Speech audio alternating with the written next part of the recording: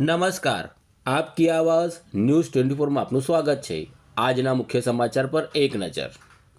આજ રોજ કલેક્ટર ઓફિસે રાજેશભાઈ માળી દ્વારા કાશી વિશ્વનાથ તળાવ પર જે કામગીરી ચાલી રહી છે તે ગેરકાયદેસર છે, તેના વિરોધમાં આવેદનપત્ર આપવામાં આવ્યું છે।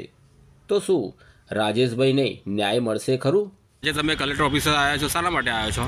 આજે અમારો ત્રીજો મોરચો છે। કાશી વિશ્વનાથ તળાવની ઉપર જે કામગીરી ચાલી રહી છે ગેરકાયદેસર, અમારા મકાનો ત્યાં આવેલા છે, એટલે ઋણ માટેની અમારી રજૂઆત હતી કે જે પ્રમાણેનું ખોદકામ કરવામાં આવ્યું બિલ્ડર દ્વારા, એની રજૂઆત આજે અમે ત્રીજો મોરચો લઈને આવ્યા છે। કારણ કે આજે ત્રીજા મોરચામાં એવી પણ રજૂઆત લઈને આવ્યા છે કે ત્રીજા મોરચાની અંદર એનએનો જે ઓર્ડર જે સાહેબે જે મંજૂર કર્યું છે એ રહેણાંક માટેનું કર્યું છે ને જે બનાવી રહ્યા છે હોટલ બનાવી રહ્યા છે। આવતા વીકની અંદર અધિકારીઓ અહીં કલેક્ટરમાં રજૂઆત કરેલી, આવતા વીકમાં અધિકારીઓ આવી ને સ્ટ્રિક્ટ વોર્નિંગ એમને આપીને ગયેલા કે ભાઈ તાત્કાલિક ધોરણે અમને આવવા જવાની રસ્તો અને કામગીરી બંધ કરવાની ઓર્ડર આપીને ગયેલા। કામગીરી તો બંધ થઈ ગઈ છે, પણ રોડ જે બનાવવો જોઈએ આવવા જવા માટે વૈકલ્પિક વ્યવસ્થા, કોઈ પ્રકારની વૈકલ્પિક વ્યવસ્થા કરવામાં નથી આવી।